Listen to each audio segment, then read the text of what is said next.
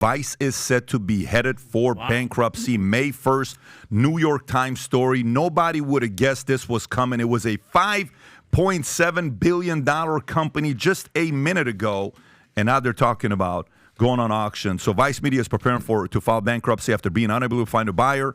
Vice's largest debt holder, Fortress Investment Group, could end up controlling the company in the event of bankruptcy, with Vice continuing to operate normally and running an auction to sell the company for a 45-day period, with Fortress in a pole position as the most likely acquired. A company which began as a punk magazine in Montreal more than 2 decades ago has blossomed into a global media company with a movie studio, an ad agency, glossy show on HBO, and bureaus in far-flung world capitals. Its investors have included Disney and Fox, but a bearish market for digital media companies and Vice's inability to turn a profit has taken their toll. Jet, thoughts on this story?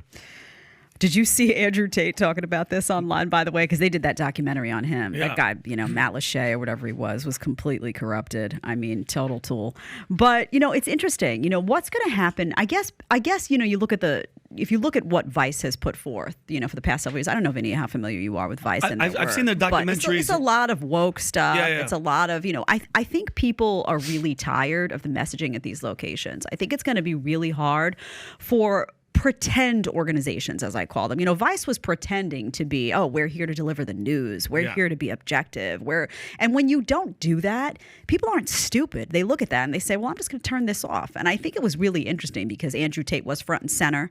That documentary was front and center. And it was garbage. I mean, I did it on my show. I analyzed it piece by piece. It was just a manifestation of what was going on there. This deception, this manipulation of the public. People are really tired of that stuff.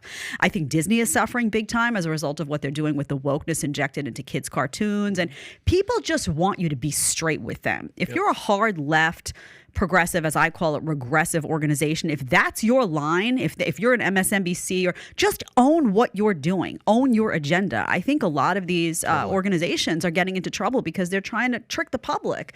Oh, this is objective journalism. It's not. People see it and then they just say, well, I'm not gonna go here for my information because now you've been deceptive with me. I can't trust anything you're saying. I think that's been a big part of why you saw the crumble. And I saw just a lot of celebration of just, they feel like, oh, fine, it's been exposed. This was basically a facade for a really long time. I'm not saying they did no good work, but the challenge is when you do some good work and then you have peppered all of this nonsense, you ruin your brand. So decide what you want to be honest and authentic with the public, and you will receive a good return. If you don't, you get this. Do you think it's a brand worth buying? With what they've done, the content, anything they have, none of it is worth buying? Like if you could get it at a fire sale, is it worth buying? I don't know. I think why would you need to buy Vice? Why couldn't you do what they're doing? I don't know why you would need to buy it. I can't justify that. In the same way that BuzzFeed.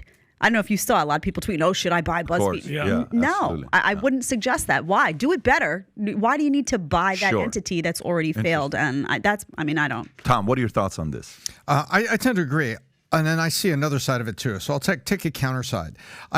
I looked at some of these announcements today on Vice, and what I did was I just kind of looked at it through the lens of Twitter. So a large debt holder, Fortress, comes in, and then everybody else has to stand to the side, kind of like Elon Musk coming in and buying Twitter. Mm-hmm. And then there's a bunch of stuff going on inside here that is not profitable, they shouldn't be doing, and you immediately cut that the same way that Elon Musk said, hey, these 10 projects over here for technology, I'm cutting them. I'm still working on this stuff over here. All you people, wait, another group on censorship? Okay, you're gone too. And by the time he was done, he only had 20% of the people left. And guess what? Twitter works really, really well right now still. And, blue checks and all the other stuff is done. You can debate that if you will. But he's showing that the company's actually growing.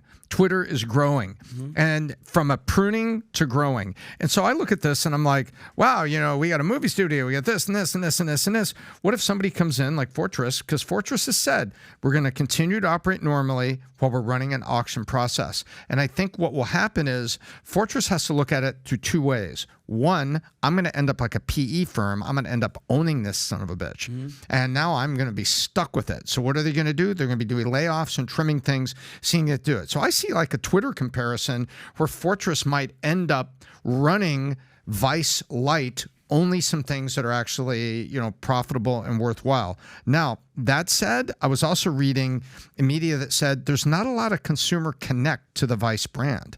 They don't have stickiness across everything. They're just present. And it's one thing to be present, a channel on TV, like the USA Network, you're kind of present, but there's no real stickiness to the USA Network. You know what I mean? That's right. You're right. And also, don't you think, to me, the comparison to Twitter is interesting, but Twitter was sticky. Twitter was a place, it had its flaws. I can understand somebody going in like an Elon Musk and wanting to buy Twitter because even though it has its flaws, there was so much good about it. There was so much hot about it. It was so sticky, so much so that even people who couldn't stand some of the censorship that was happening and some of the nonsense that was happening in the last 2 years still couldn't take themselves off of it, right? You're like addicted to it because there's something really cool and interesting and energetic about it. Vice isn't that. It's just kind of existing. And for me, Vice feels very much like corporate media right now. It's there. It's happening. But why would somebody go in? If you had the power, you're PBD, right? You have the power to go in and say, okay, I can buy this. Why would you buy that? You can do it better yourself. Anybody who's going to have the power to buy that is going to have the power to do it better without any of the tainted nonsense that comes with the baggage of that organization. That's what I think. I love what you said too, Jed. You said own your agenda. At least be honest. If you're honest, you'll work. If you're full of shit, people stiff you What a up. great line. I love Own that. your agenda. Own What your a great- agenda. Be honest. I love Put it on a Be shirt, Vinny. So- No, that's yours. That's all you. And don't shoot me, PBD, but I'll say this Rob, out where's loud. the gun? No, but I'll say this out Rob, loud. gun. Get the gun. Got. I took the call today for Valuetainment because they know that we're capable. Yeah. And I spoke to an analyst at I can say this one. Not the second one. You can give the first one, not the second one. Tom. As a matter of fact, I'll give neither one. But I spoke to two analysts, and both of them are like, "Hey, Fortress is looking for potential, acquirer partners. You guys obviously have the capability. 2 weeks is there going to be a package out on this?" And I'm like, "Absolutely, we'd like to look at it. But we're on. To your point, we're on the list, and we could do this. And the question is, you bring up a good point. Why would you?" How come you don't put Vinny and I on the call, on the acquisition calls? Yeah, I'm just please, curious. I please. think that would be great. Well, listen, I didn't want to make Me that and her- public, but that's the final close. You know what? When we want to New close, Yorkers? you guys Yeah. go, we stay out of it. You know what? I want Vinny on with these analysts. I've got corporate counsel on here. If you could record that, can you imagine? Oh my God! Yeah, it's Damn Vinny. it. Yeah, it's Vinny and Jed. What's up?